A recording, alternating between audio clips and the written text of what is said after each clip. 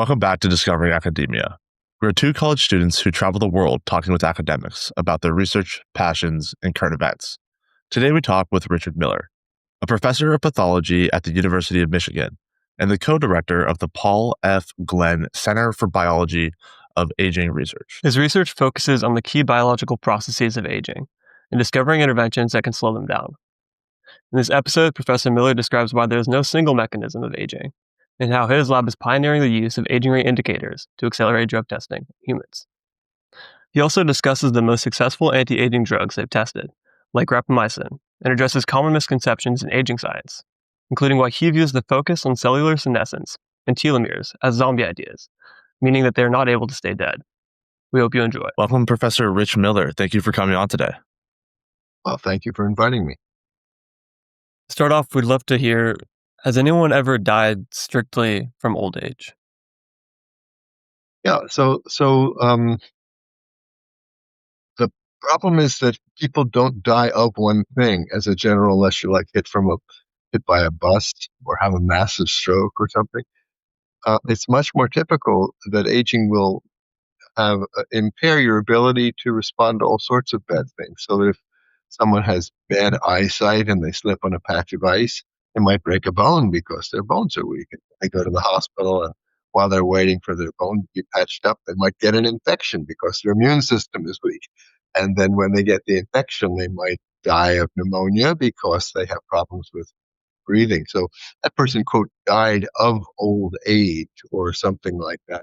But that's not really the best way to think about it. The best way to think about it is to say, what are the many, many, many different ways in which the aging process weakens your ability to recover quickly from diseases and to avoid diseases and makes your risk of death much higher.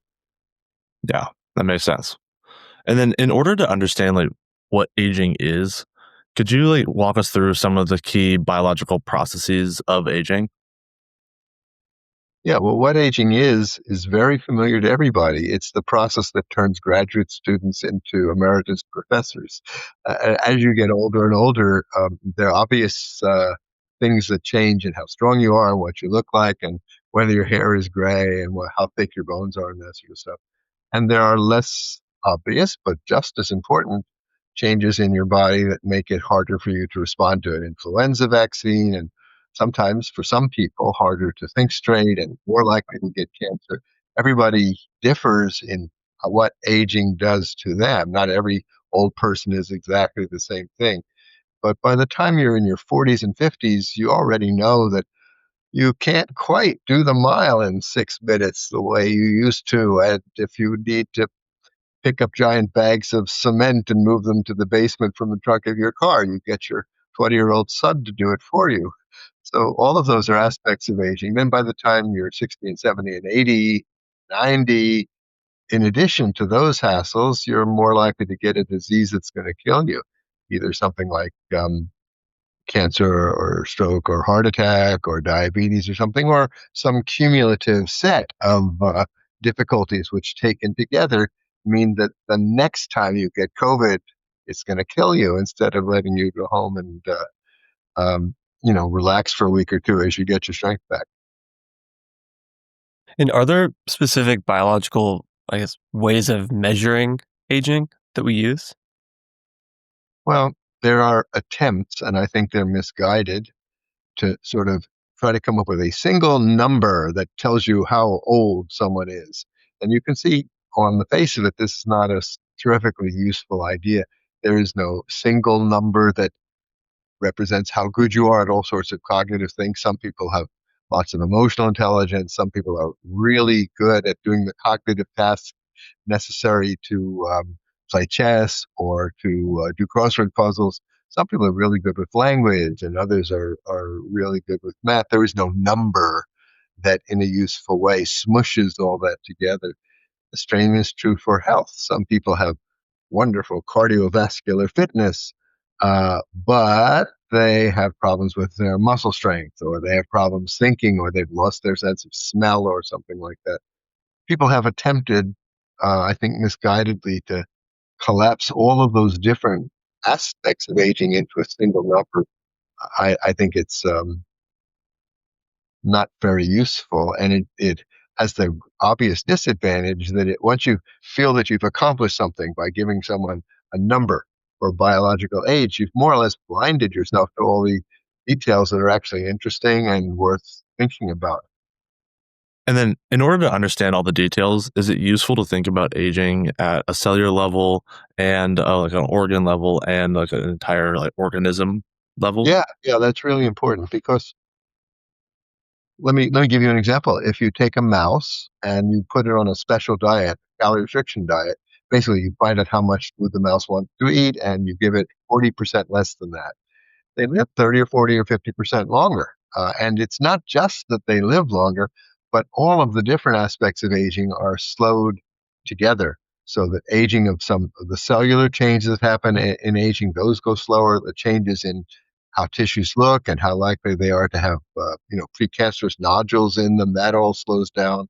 Changes in the function of cells that divide, like in your bone marrow, that remains youthful for longer, and but also changes in extracellular tissues like the lens of your eye and your tendons, things that don't have cells in them.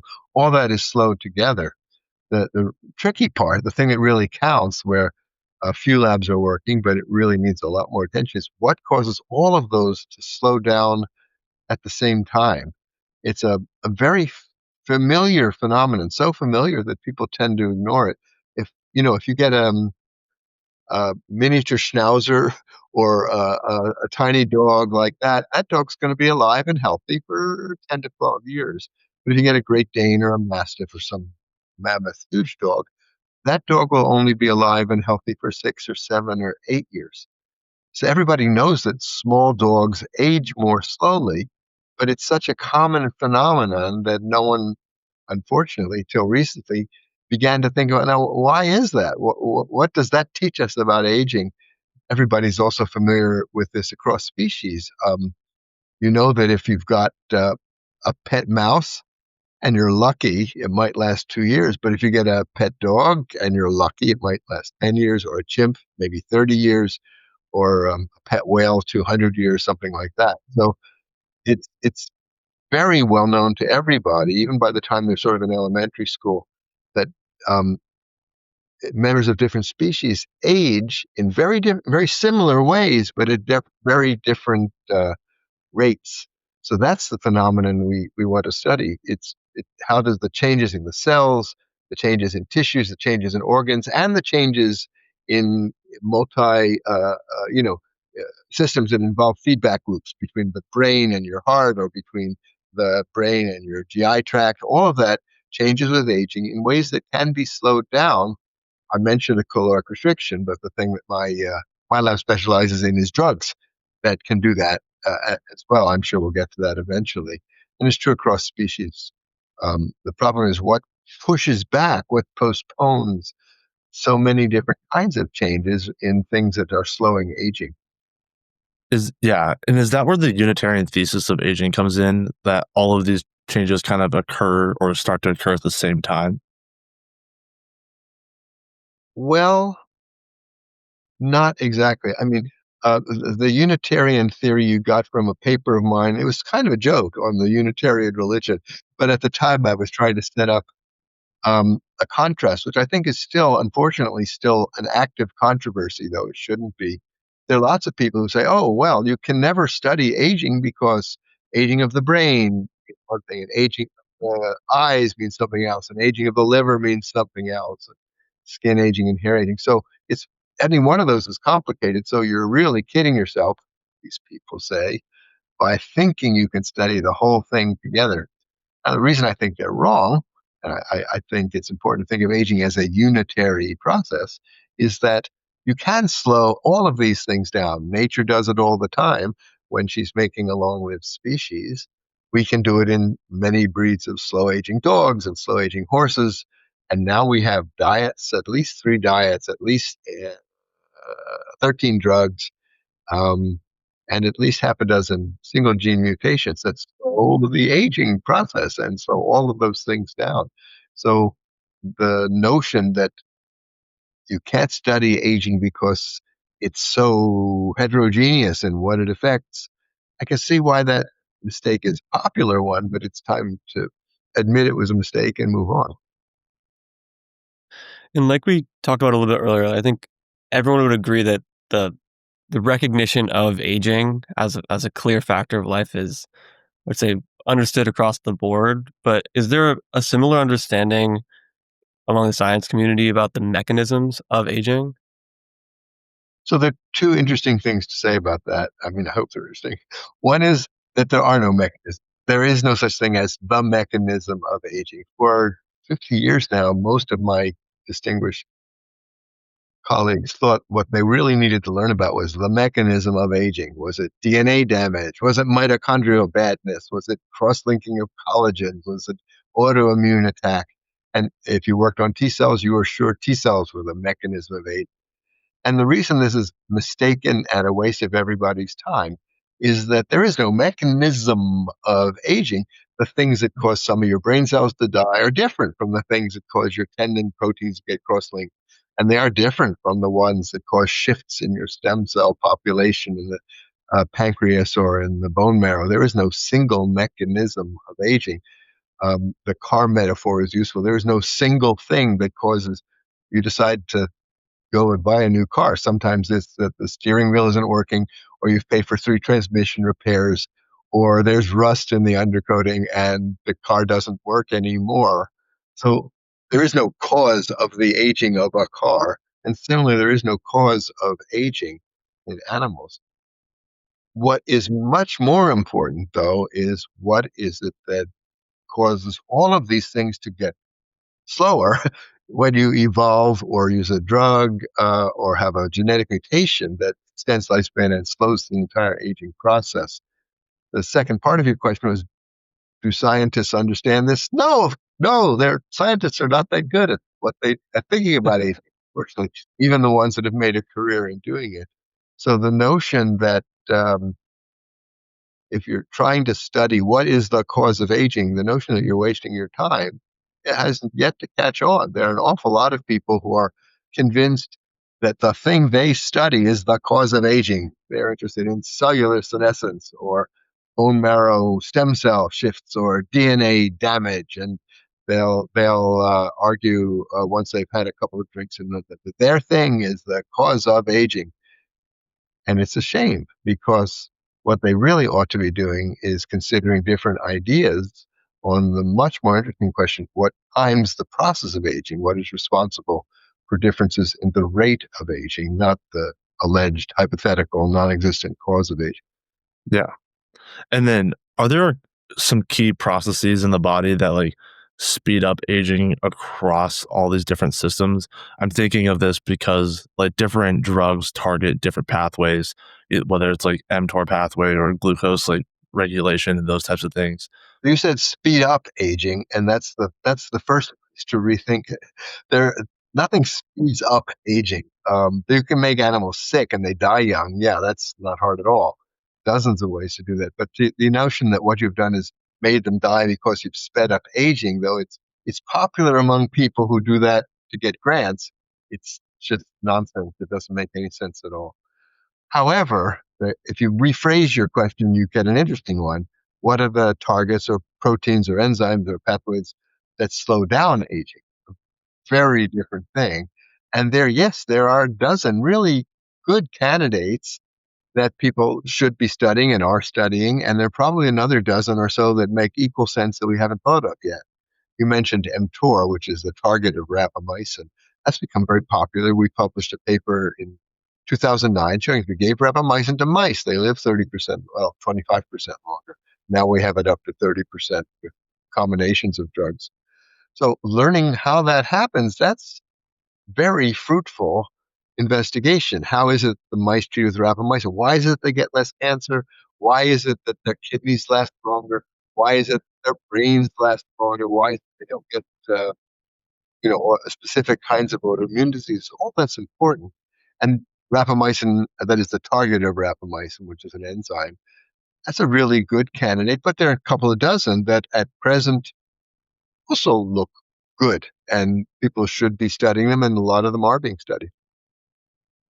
You mentioned that with rapamycin, it led to less cancer in the rats and also less autoimmune disease. How is slowing of aging different from just delaying the onset of these diseases? Yeah, that's a good question. I mean, first of all, most of the work was done in mice rather than in rats. There are a few studies in rats, most of it's in mice.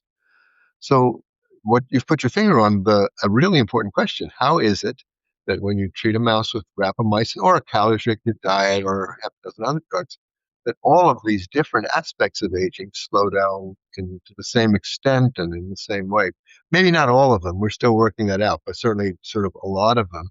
So, cancer, we don't know why the animals given rapamycin or acarbose or canagliflozin or 17-alpha-estradiol, the other drugs that we've discovered, we don't know why they don't get cancer. I mean, they do get it, but they get it 30 or 40% later than their untreated controls.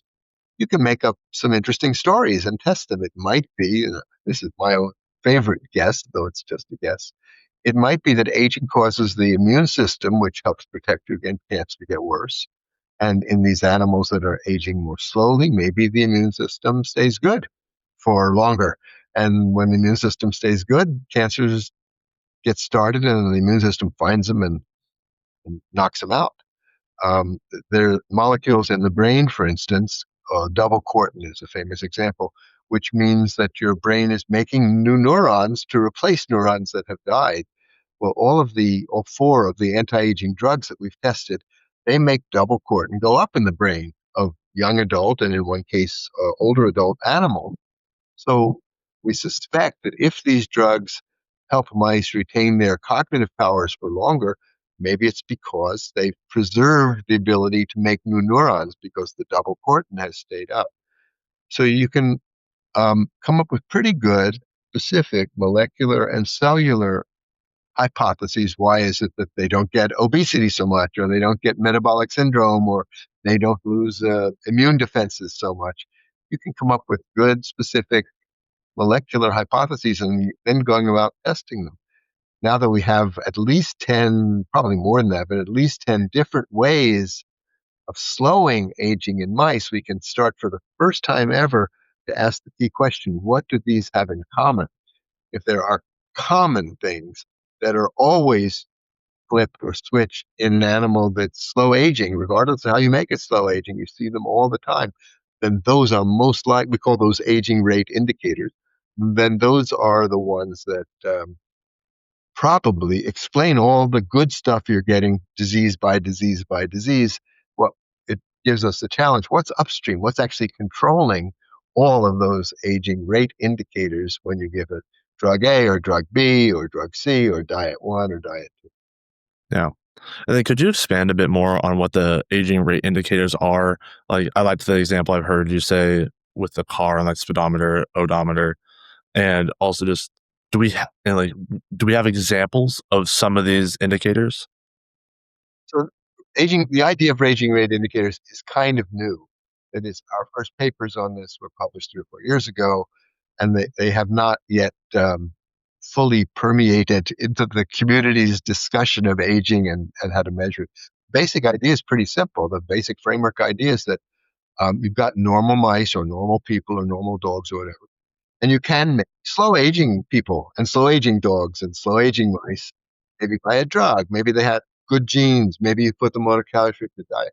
So the idea is what happens more or less immediately after you flip them into the slow aging state by giving them canagliflozin, putting them on a low calorie or low methionine diet. We would consider those aging rate indicators because the people or the dogs or the mice that are in this slow aging state, they are aging slowly, and we want to know what's different about them. We don't have to wait for them to get old. We know when they get old, they'll be more useful. Somebody else proved that 5 or 10 or 15 years ago. We know they will age slowly, live longer, and look younger when their driver's license says they're old. We don't at present want to know anything about that. All we want to know is what is the difference between normal young adults and those that we know are aging slowly because we gave them a drug that makes them age slowly. That's what the age rate indicators are doing. The picture is not complete. So far, all we've done, it's a step, but it's not the last step, is we've measured a dozen or so aging rate indicators that are shared in common by at least 11 different kinds of slow aging mice. In each case, the contrast is between a normal mouse and a slow aging mouse population. That is why we think the things on our list really are aging rate indicators. The step we need to take now, which we've gotten a grant to do it. If the government doesn't cancel all of health grants, we will in the next 5 years discover whether this applies in normal mice as well. That is, we'll take a batch of normal, healthy young mice. We'll test their level of aging rate indicators once when they are young adults, and then we'll wait. And our prediction will be that the ones that have the best, the most youthful aging, the slow aging indicators, our prediction is that when they get to be middle aged and older, they will be stronger, they'll be smarter, and they'll be not dead. So, and by the way, they'll be not dead of cancer, and they'll be not dead of the other things that kill mice. We're hoping to postpone all or nearly all aspects of aging that are bad for you. The reason why you'd rather be 20 than 95. So that would be the proof that this battery of aging rate indicators discriminates in youth those individuals who are aging more slowly and those individuals who are aging at a more normal rate. It may be that some of the aging rate indicators we've discovered by looking at slow aging populations of mice won't pan out. And it may be that we'll discover other things that don't work in these mutants, but do work in normal mice. Any of that would be good. We're not saying that our list is the final definitive official list. It's a starting place for refinement. If we get this to work, then we are in terrific shape for taking the step everybody always wants to know about. How do we get the drugs to work in people? So the traditional way, the FDA approved, very sensible way of testing a drug is you give it to a lot of people. They'll say you think it prevents measles or something. So you give it to a lot of people and you see who gets measles, or you give it to a lot of people and you see who gets a stroke, or who gets a heart attack. That's how you test it with a placebo-controlled trial. The problem is doing this for aging, you have to wait 20 or 30 or 40 years to see if the people died or got aged or something. No one wants to do that. It's too expensive, and there are lots of reasons why people don't want to do it. However, if you had some things you could measure in people's blood that told you whether your drug had made them into a slow aging person, then you can begin to get useful insights in a year or something like that. If you give them, let's say you have 10 drugs and you think for a variety of reasons, some of these 10 drugs might slow aging in people and they're safe. You've proven that they're safe. They don't hurt people. You could take some volunteers, give each volunteer one of these drugs and come back a year later. If 3 of the drugs had made your volunteers have these aging rate indicators in the good direction, and the other 7 had not done that, you would want to focus the rest of your experiment on the 3 drugs that work. You want to see what else the 3 drugs did. Did they preserve your mental? Did they preserve your physical strength? Did they help you get a better vaccine response next time you had a COVID or a flu vaccine? It would be a way of quickly filtering drugs to see which ones were most promising for human studies. It wouldn't prove that they slow aging. That takes more work and more time and more money, but it does give you a powerful tool in helping you decide where you want to spend that money and spend your time whittling down a better list of candidate anti-aging drugs. And with the indicators, and this might be a crude comparison, but would they function similar to biomarkers, or of the 12, assuming they hold true in the next study, would those be things that you could then target the pathways of those indicators to create drugs from? Wonderful, instructive question. And the first thing to point out is that they are very, very, very different from biomarkers. I have a edge in my voice because the first 4 papers we sent in on aging rate indicators went to reviewers who said, yeah, these are just biomarkers. Who cares? Everybody knows about biomarkers. So they're not biomarkers in the same way. And you mentioned this metaphor before, that an odometer is not useful as a speedometer. In your car, an odometer tells you how many miles the car has been driven. That's what a biomarker of aging does. It tells you how many biological years, crudely speaking, that body has been driven. You've got an 80-year-old, the odometer on that person will be something very different from what the odometer said when he or she was 20. They've been alive longer. Aging has had far longer to act on them. So that's what a biomarker of aging is. Critically, and we'll come back to the aging rate indicator in a moment, the speedometer in this metaphor. Critically, if you want to see if a drug slows aging and all you have, unfortunately, is biomarkers, you give the drug and then you wait and wait and wait and wait. You wait long enough to see aging do something to make your biomarker go down or up a lot in normal people, but less so in the treated people. And since a lot of things do not change very much between a 72-year-old and a 73-year-old, or between a 72-year-old and a 74-year-old, you may have to wait 5 or 10 or 15 years before your biomarker starts to give you a signal to see whether the drug is working. So the aging rate indicator in this metaphor is like a speedometer. If you want to know how fast your car is moving, you do not look at your odometer every 30 years to see what's happened. You look at the speedometer because you want to know how fast it's moving now. Now, your speedometer doesn't tell you anything about how old you are or how old your car is. You can have an old car going at 50 or an old car going at 20, etc. Speedometer just tells you at the moment you glance at it how rapidly the car is moving. And in our mice, we think these aging rate indicators tells us how rapidly the mouse is aging, whether it's aging at a normal pace or at a slower than normal pace. It's easy to see once you understand it, once you explain it. People say, "Oh, yeah, so it's like a biomarker of how fast you're going." And the key point here is that it's not a measure of how old you are. It's a measure of how rapidly you are changing. And you only have to measure it once. You don't have to measure it twice to see what the speedometer says. If you've ever had any physics, it's like the difference between your position and your velocity, right? Yeah. Do you have an example of what one of them might be? Sure. And We have published 10 such examples. Let me talk about two of them. One of them I've already mentioned, the double cortin, the thing in your brain tells it tells you whether you've got dividing cells in the brain, basically.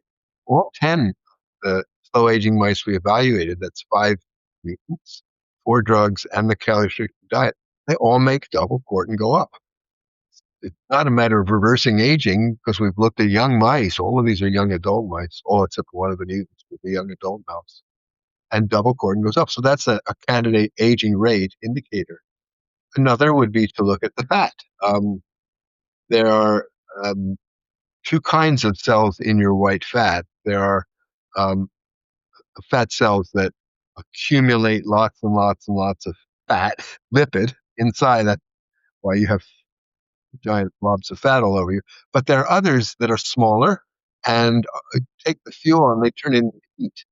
So these are like brown fat. They're called beige fat cells. So all 10 of the slow aging mice have less of the bad fat, the kind that is responsible for fat storage, and they have more of the good fat, the kind that's responsible for thermogenesis, for heat generation. The molecule that we use to measure this is called UCP1. It stands for uncoupling protein 1. It is the thing that distinguishes the good fat from the bad fat, and UCP1 goes up in your fat whenever you're on one of these anti-aging drugs or have an anti-aging gene or are on a calorically restricted diet. So I gave you one for fat, I gave you one for brain. We also have some in the muscle, we have some in the plasma, we have some in the liver, and we have some in the macrophages, which have to do with inflammation versus anti-inflammatory protection. So we've got 10 or 12 of them. yeah. And then when you say they have less of the bad fat, is that converting the white fat into like beige or brown fat? Or It's is a it good like question, and removing them? no one knows. Yeah, there are two obvious possibilities. One is that the white fat cells turn into brown fat. Might be true. The other thing is that there could be precursor cells in the fat, pre-adipocytes, that have a choice. They can either become a white fat cell or become a brown fat cell. And maybe these slow aging anti-aging drugs, tip the balance so that more of the precursor cells turn into these beige adipocytes that are high in UCP1, small, not so great at fat storage, but but pretty good at helping burn calories.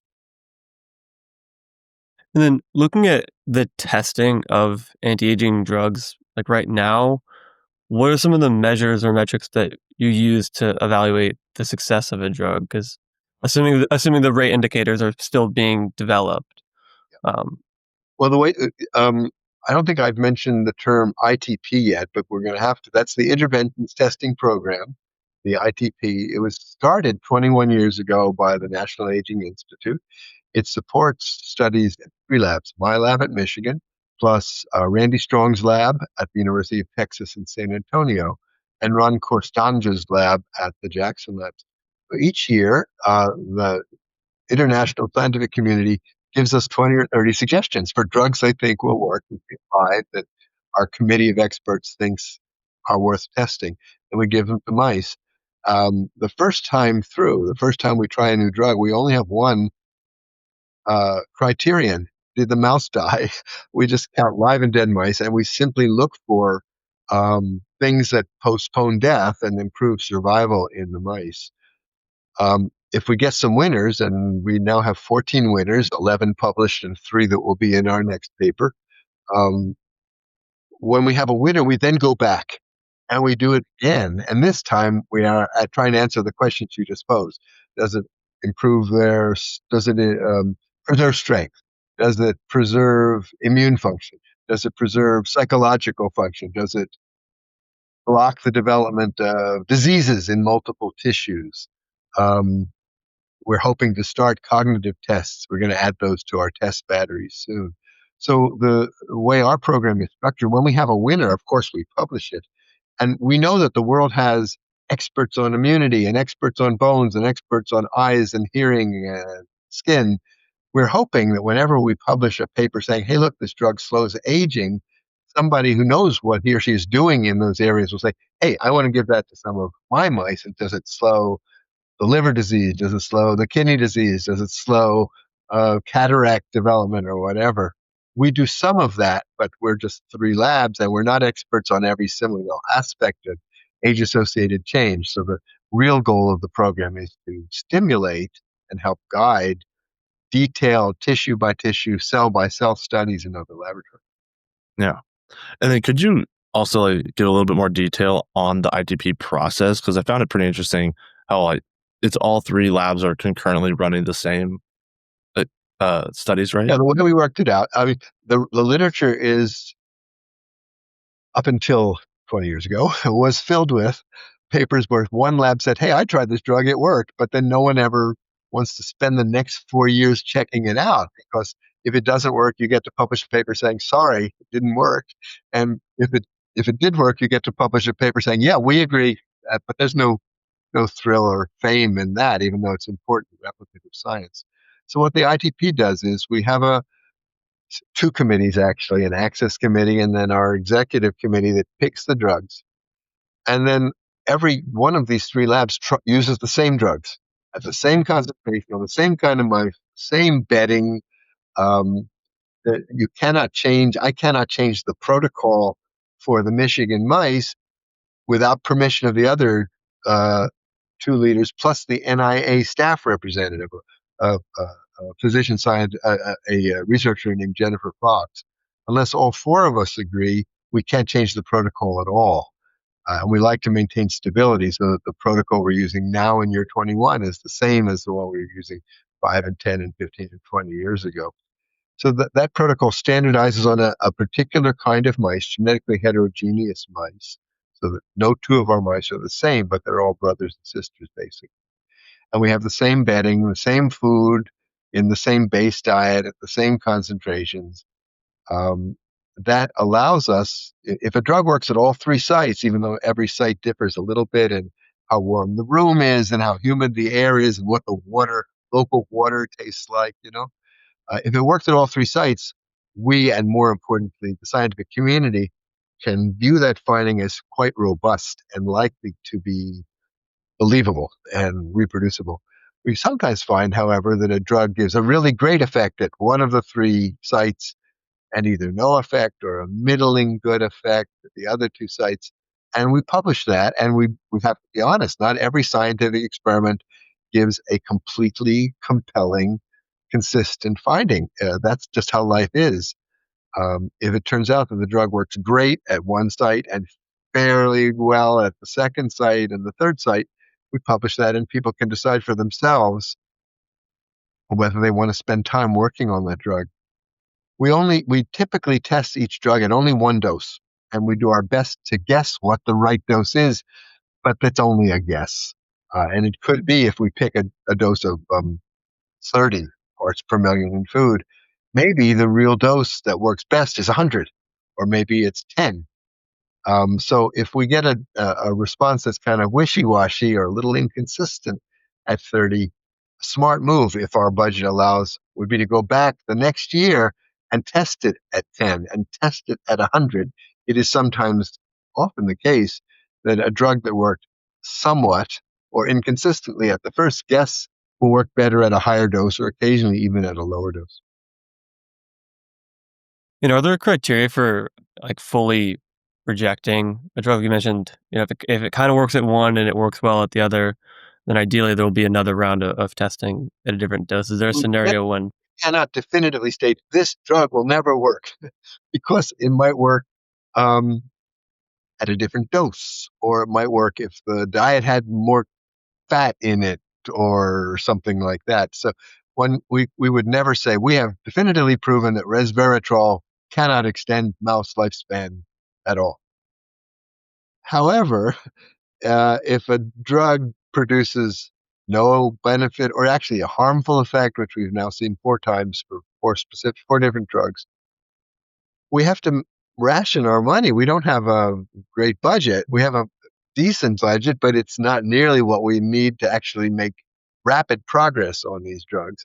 So each year we have enough money to try 5, or maybe if we stretch 6 or even 7 drugs.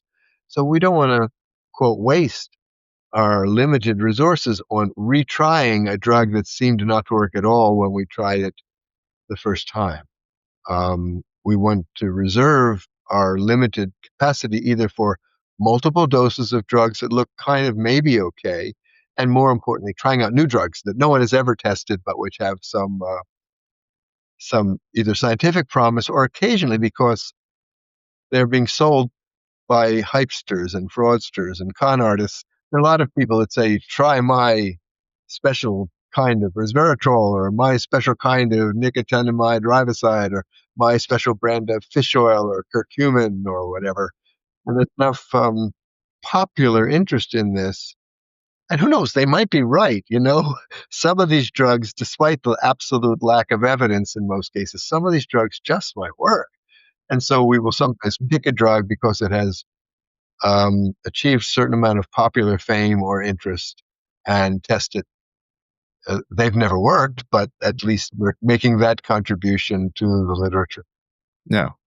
And with some of those drugs that don't work, why are they so popular? Why do people think they work? There are 2 reasons. People want to make money.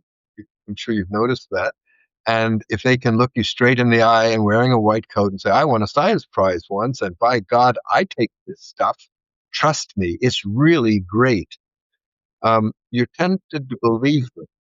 The people they sell to are not the sort of 5 or 10% of the population that says, prove it. What papers have shown that the stuff works? They instead say, wow, you're a famous scientist at MIT or Harvard or wherever, and you wouldn't lie to me because you'd get a reputation for not being completely truthful. That you don't want to do that. So I believe you, and yes, here's $90 per month supply of whatever it is you're hawking. People really don't want to get old. It's an extremely unpleasant thing to happen, and I don't want it to happen to me or my friends either. And that makes them very gullible. People say to themselves, maybe it'll work. Maybe it won't hurt me. Let me just give it a try. Let me give it a whirl. Not everybody is particularly skeptical or enthusiastic enough to look up the papers on their own. And in many cases, there are no papers. It's mostly just hype. You mentioned that there were 14 winners that have come out of ITP. What are some of the most successful findings? And I guess, what constitutes success in your eyes for these findings? The drug that had the biggest effect when used on its own was rapamycin. For females, the highest dose we ever tried, maybe it would work even better at higher doses, but at the highest dose we ever tried, it extended female lifespan by 26% and male lifespan by 23%. To give you a sense of whether that's a big or a small number, it turns out if you had a cure for cancer, right? Nobody over the age of 50 ever gets cancer again.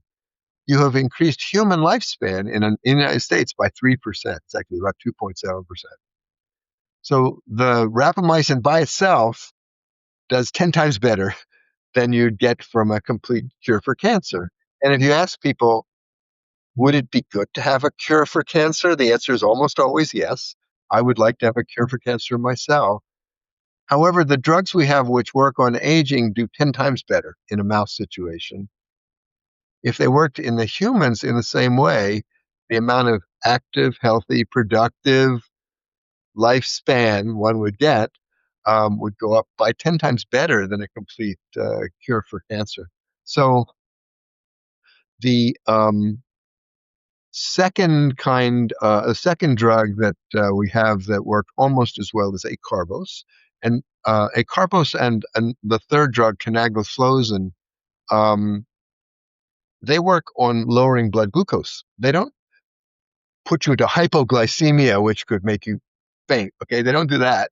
But what they do is they prevent you from having a glucose spike. So if I have 6 donuts for my breakfast, trust me, my glucose will go way up. It'll then come down pretty quickly, but there'll be a peak, a surge of glucose in my blood, which is probably not good for me. So what these drugs do is they blunt that peak in a different way. One of them works in the GI tract to slow starch digestion. The other works in your kidneys to help you get rid of excess glucose in the urine. But they both work by limiting spikes in blood glucose. So they extend mouse lifespan too.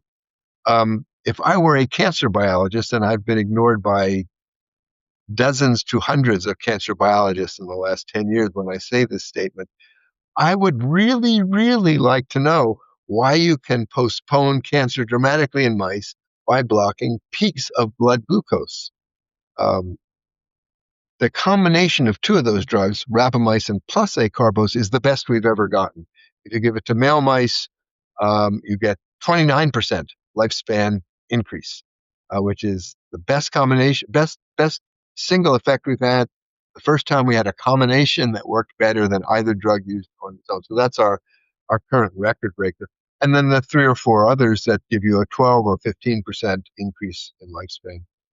There's a puzzle which we are unhappy with and don't understand. Um, uh, Probably 3/4 of the drugs that work either only in males or better in males. We have 2 or 3 that work equally well, or even one that works only in females, so it's a tiny effect. We don't know why that is, and we would love to know why. Because obviously we're very interested in finding drugs that work in both sexes or that work in females equally well to the drugs we have that work in males. Yeah. And then do you think, like, years in the future, the best anti-aging treatment will be some combination of multiple different mechanisms? Yeah, that's a good question. And the answer is maybe. We really don't know. That's the sort of question we would like to know the answer to.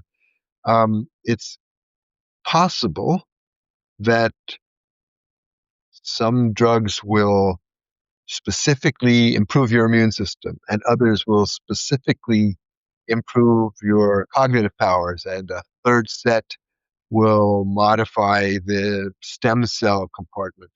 The odd thing, it's really important, but is for many people surprising, is that the drugs that are slowing aging are doing all of that together, right? How they do that, we don't know. But dissecting out the specific mechanisms by which all of those age-associated changes are postponed in common, that will help us come up with first a theoretical answer to your question, and then teach us how to test specific combinations that may be rationally chosen. Are there particular, I guess, newer or less popular biological processes that you would like to see investigated as potential drug targets? Well, there are, a couple of dozen pretty good ideas. It may well be that the nicotinamide pathway is important. It may well be that changes in bone marrow stem cell preservation is important. It could well be that what really counts is blocking inflammatory changes in the brain. Our drugs do block inflammatory changes in parts of the brain, the ones we've looked at. And it may be that we would have good luck looking at anti-inflammatories, particularly ones that are brain specific. I've mentioned two drugs that seem to work by limiting blood glucose. So it could be that learning more about how high glucose is really bad for aging in multiple tissues and cell types, maybe that will pay off. So um, these are my personal favorites, but other scientists have their personal favorites, which deserve attention. There are some that are currently very popular, cellular senescence, for instance, and telomeres, and sirtuins. These are things that are still, there's sort of zombie ideas. They're dead, but they won't stay dead. They should be dead, but you could have to cut their heads off and then shoot them, and then burn what they die. There are people laboring away. They support one another's grants. Everybody who's working on cellular senescence thinks it's really cool, so they give good scores to cellular senescence, despite the very strong arguments against that being a key element in the biology of aging. So there are some ideas out there that ought to be dead but aren't. But there are lots of great ideas that are still understudied and deserve to be carefully evaluated. Yeah. And then have you guys looked at the comparison of like a ketogenic diet and the drugs that do like that block glucose spikes? We have not looked at a ketogenic diet. There are practical reasons for making that hard to do in mice. Uh, the diet, a baseline diet that we use for the mice has a certain percentage of fat, a certain percentage of protein, and a certain percentage of carbohydrates. Turn it into a ketogenic diet means you have to change the carb source, radically increase the amount of lipid, change the protein source, et cetera, et cetera. So it's making many changes together. And that means you really can't compare it to the control. The closest we got, some people who are experts on this recommended that we try adding a compound of butanediol to the chow. They said that butanediol would turn the mouse into a ketogenic state. And we tried butanediol, which they are also trying in human clinical trials. So we tried it in the mice, and it had no effect. It didn't help them. But we have not actually tested the sort of classical ketogenic diets. Yeah, that makes sense. And stepping out a little bit of kind of the current research, is there a path for the ITP to testing on other model organisms outside of mice and rats? And You won't do anything except in mice. That's our sort of charter, and we don't want to waste our limited amount of attention and money. However, we certainly hope to inspire studies in other organisms. The two that are most advanced and most interesting, one is in dogs. It's the Dog Aging Project. Daniel Promislow, now it counts, is the leader there, and one of his close friends, a guy named Matthew Caberline.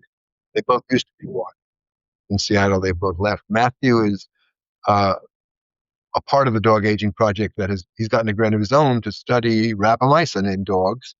I think a lot more needs to be done. I would really like to see someone do a study of canagliflozin in dogs, or a study of 17-alpha estradiol in dogs, or even maybe a carbose. I think those are good bets too, and there's just not enough money available for that kind of study. The other organism that I think is going to pay off pretty quickly, there's work being done at the University of Texas by a guy named Adam Salmon, one of my alums. I'm proud of what Adam has done now that he's out on his own. Adam has been studying the marmoset. Marmosets are primates, which makes them really interesting because we're primates too. But it's a short-lived primate. I'm not fully up to date. I think the average lifespan is about 8 or 10 years, something like that. So he's done a rapamycin study in marmosets, and all the results are not finished and they're not published. Initial look at the evidence suggests that the stuff might be working. So that's good news. Um, I think common marmosets, live longer than you'd like to do this sort of study, but the evidence that a drug is worth testing in humans, marmoset data is going to be kind of persuasive, right? In that, in part because you can test them to see how strong they are, not just how long they live, which is important, but did it slow down cancer? Did it slow down diabetes in the marmosets? Did it slow down liver failure? Did it preserve their ability to solve mazes or to solve puzzles? All of that can be done in marmosets using tests that are pretty much analogous to tests that you would do on aging people if they were in a study of the same general nature. Then, have you seen like the organ on a chip technology and the idea? Before we get to organ on a chip, the problem has been talking to people who work on humans. There is a group of people who are very proud of their ability to test drugs in humans. And in my view, they're not doing a very good job. They don't want to wait 20 years to understand that to see if their drug worked. And so they try to do things that they think might be sort of like aging. They look at methylation clocks or something, things that haven't been actually vetted and documented to be good biomarkers. They think of them as biomarkers for aging, and they don't know that to look at an age-associated change in a biomarker, you have to wait 5 or 10 years for a lot of aging to happen, so these biomarkers will change. And these people, so far at least, the ones I've come in contact with, are not that interested in discussing the obvious point. If you have aging rate indicators, not biomarkers, they could help you find drugs that might work in people. That would be a good filtration step. As far as I know, no one has really been interested yet in refining, I would say improving their human anti-aging drug studies by incorporating aging rate indicators into the protocol. Then you asked a question about aging on a chip. That's nonsense. That's sci-fi. It's high tech. Aging doesn't happen on chips. It happens when right?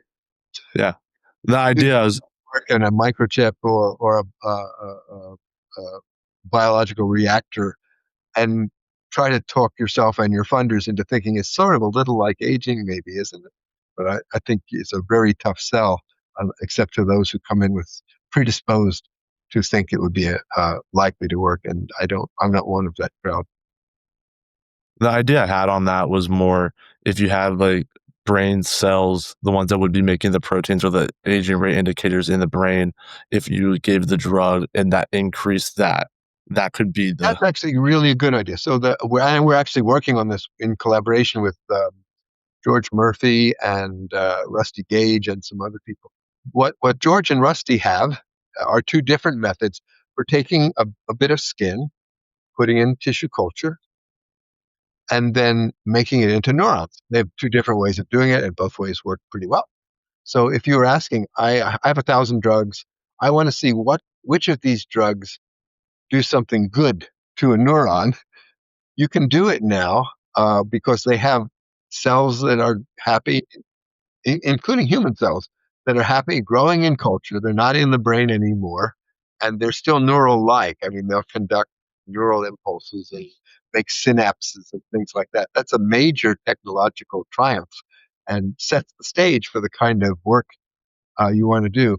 The hassle, which I skipped over to be tricky, is what does doing good mean? Um, if what you want is, let's say that you think the way to help your brain is to get your brain cells turn on a molecule like BDNF, brain-derived neurotrophic factor. That's another aging rate indicator. All the slow aging mice have a lot of it. That's a exercise turns it on in your brain, so it's probably a good thing.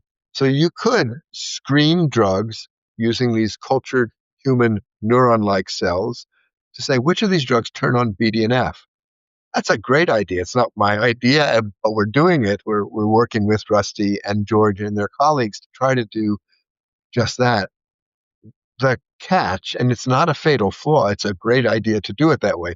But the possible weakness is that the things that are bad that happen in your brain might involve interactions between two or more cells.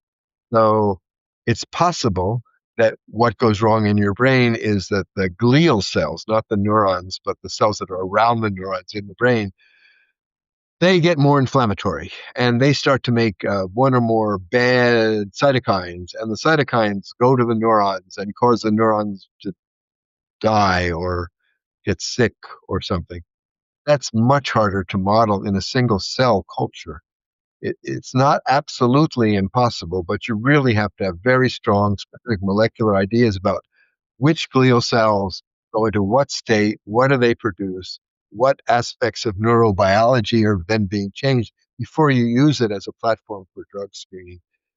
There could well be, there almost certainly are, some drugs that are good for you because they're cell intrinsic. That is, they go to the cell, they do their good thing, end of story. But many others are not cell intrinsic. They might go to the brain, cause some tiny number of cells in the brain to make a different hormone. That hormone might go to the liver, cause the liver to do something good, which might go to the skin and cause the skin immune cells to help protect you. There might be 2 or 3 or more steps indirect. Modeling that in a single cell culture, I think is a really tough or not doable. The only way I think you're ever going to get inroads into that is in a whole animal, of which the mice are the obvious animals to work on. Yeah, that makes sense. And then looking at some other, I guess, high tech solutions or aids to drug discovery, how are you guys using AI at the ITP? And if you're not using it, how do you envision that it could be used in drug discovery?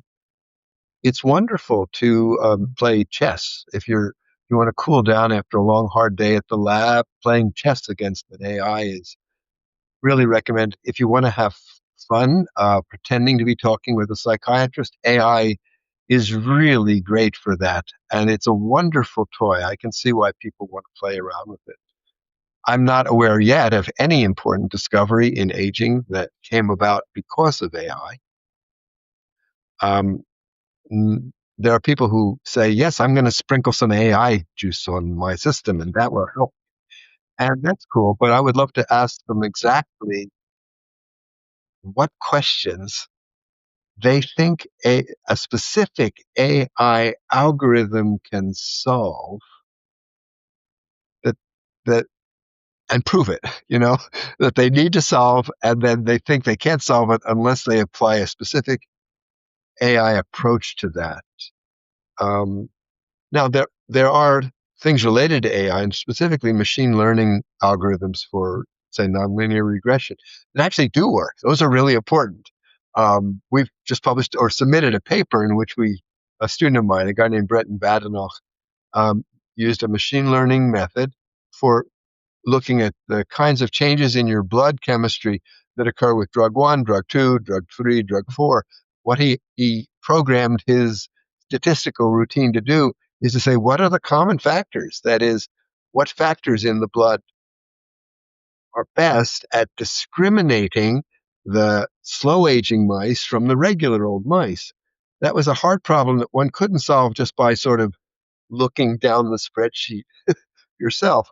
And the machine learning algorithm did a great job of that and is now very good, 5 out of 5 at picking drugs that work in mice.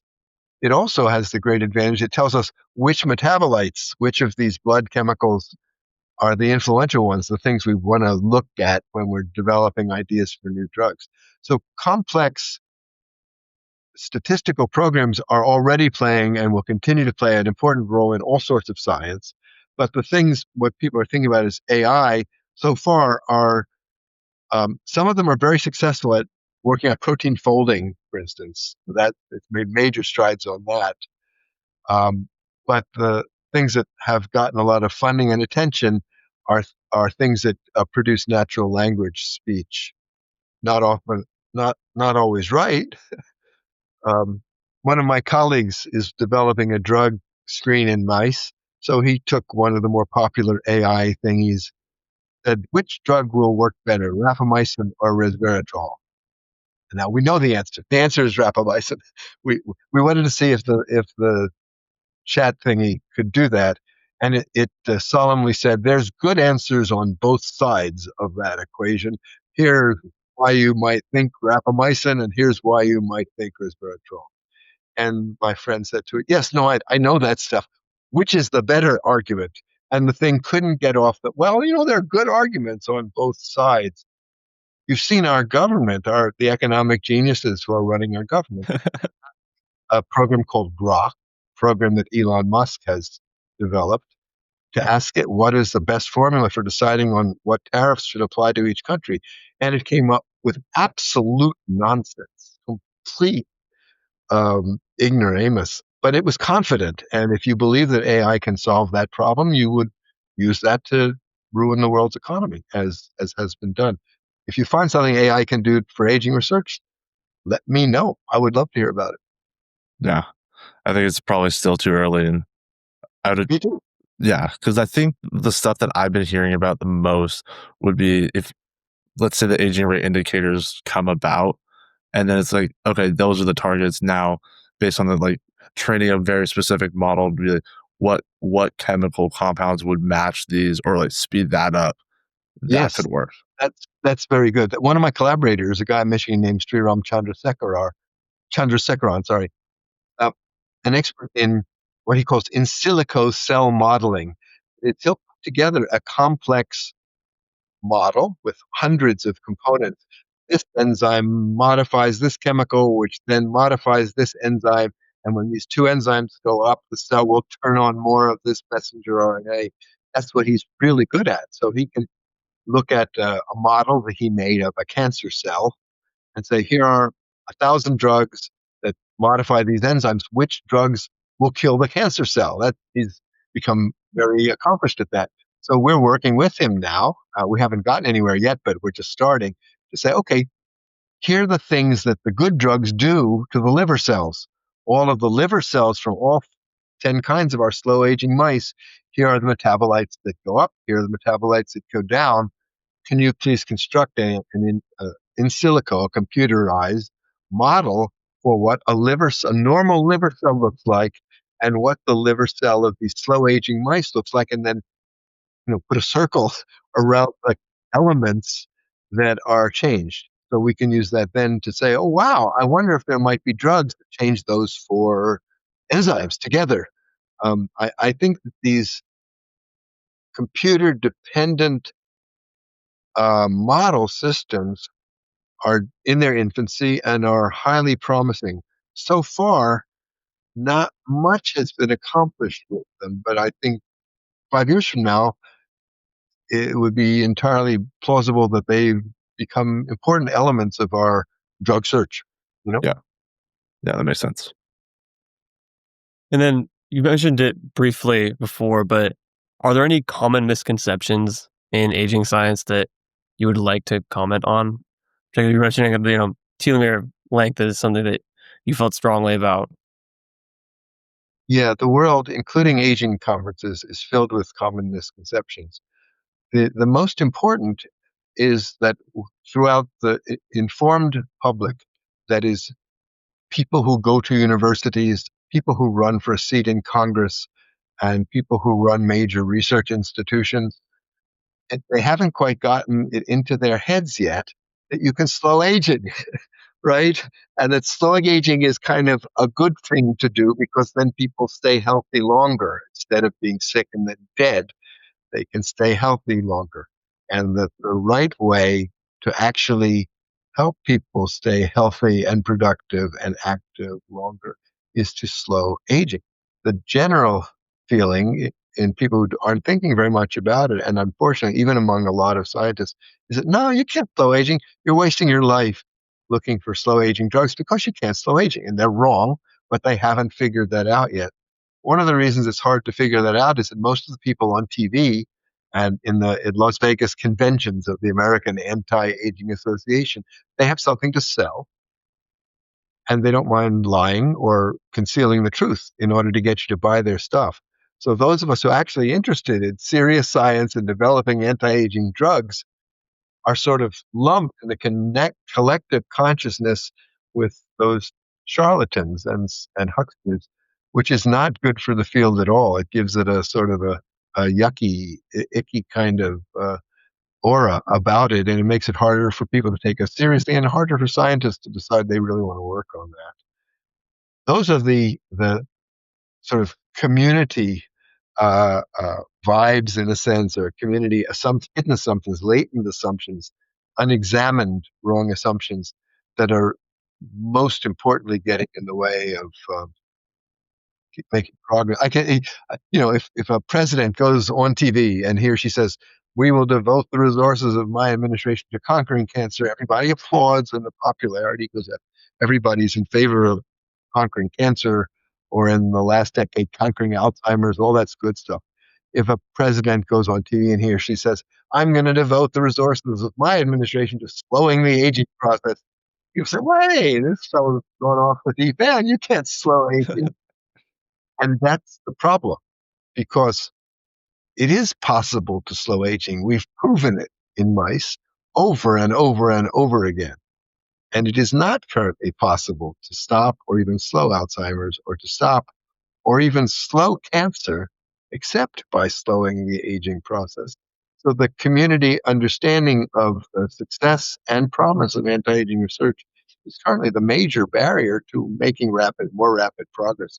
Of every $100 that goes into the National Institutes of Health, 6 cents gets spent on the kind of aging research we've been talking on today.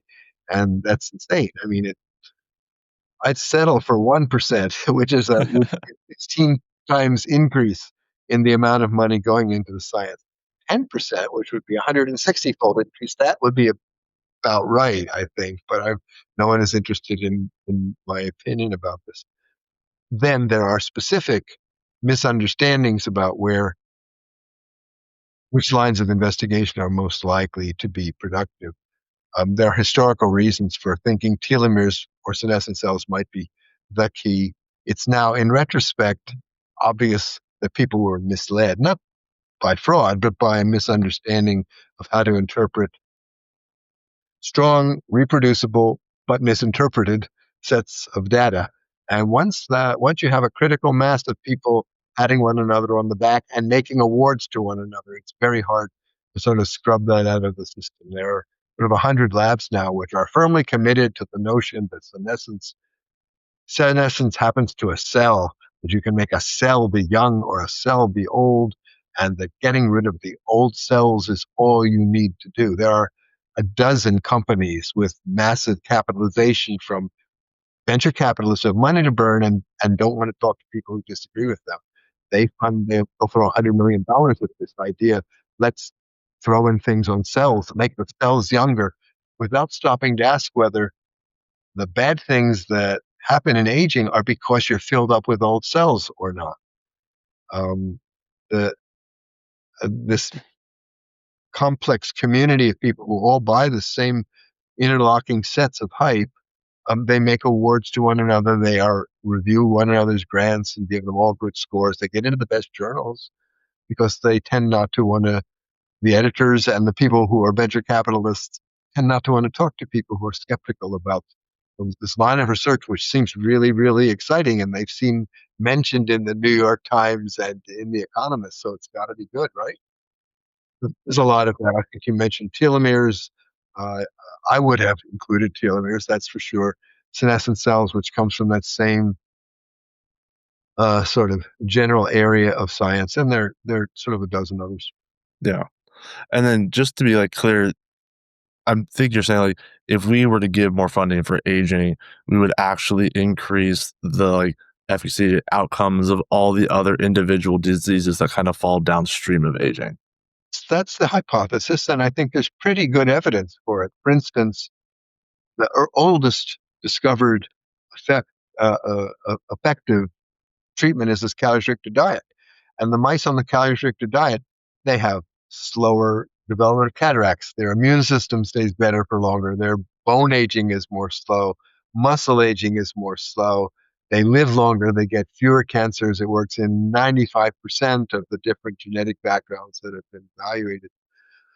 More recently, 2 or 3 of the genes, like the Snell dwarf mouse, the Ames dwarf mouse, growth hormone receptor knockout mouse, and a couple of the drugs like canagliflozin and rapamycin, people have begun to accumulate data of this general sort. And although it's probably not true that 100% of the things that go wrong with aging are slowed by every single drug, when you look, 80 or 90% of the things that happen with aging are slowed by drug one and by drug two, by drug three.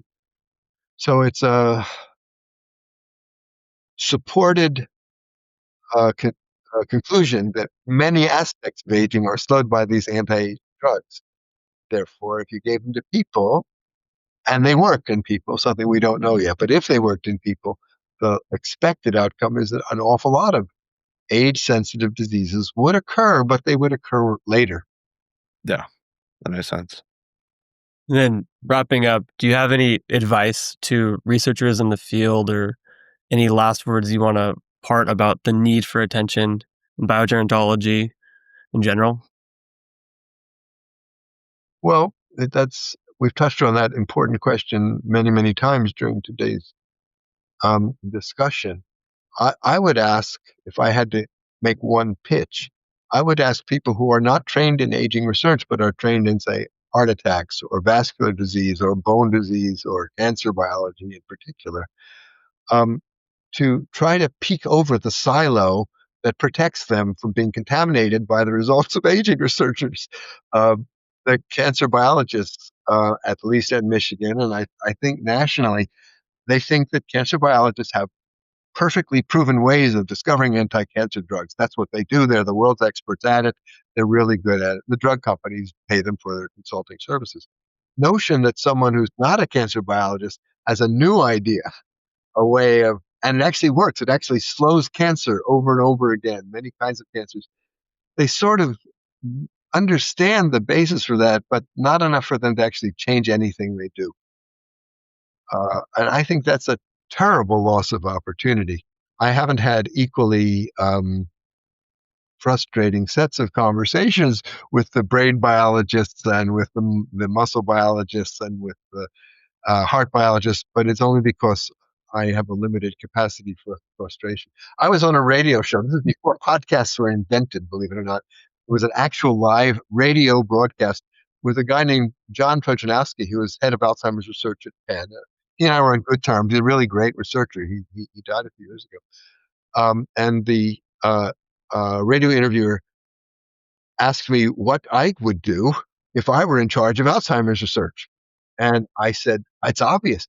Of all that tons and tons and tons of money being poured into Alzheimer's research, both by the government and by private foundations, take 5% of it and use it to study aging, because so far the only thing we've got that is slowing neurological degeneration is anti-aging drugs. So wouldn't it be good for the Alzheimer's crowd to allow 5% of their vast financial resources? They can't spend it fast enough. They can't find people to spend the money on fast enough. Why don't they give 5% of it to study the effect of anti-aging drugs on neurodegeneration? And Trojanowski, the Alzheimer's guru, said, no, you're trying to take our money. You can't do that. This is important. Don't you understand how important Alzheimer's is? We need every single dime of it. And he viewed my suggestion as an attempt to steal. And he's not alone, unfortunately, in that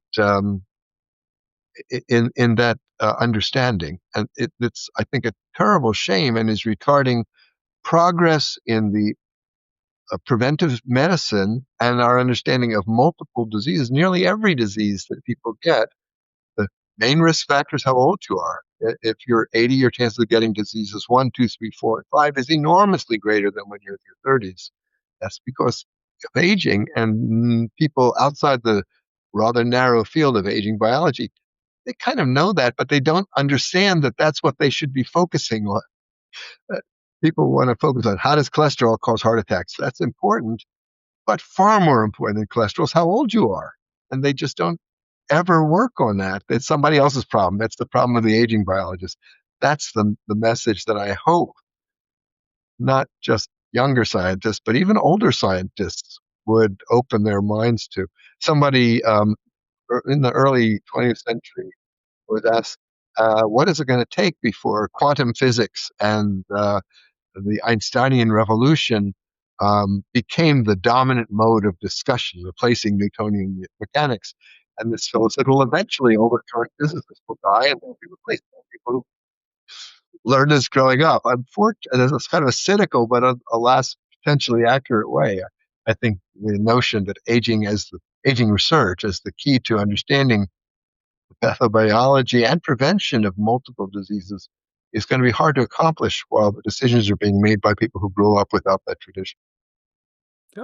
Definitely makes sense. Well, thank you so much for a great conversation today. Yeah, thanks for inviting me.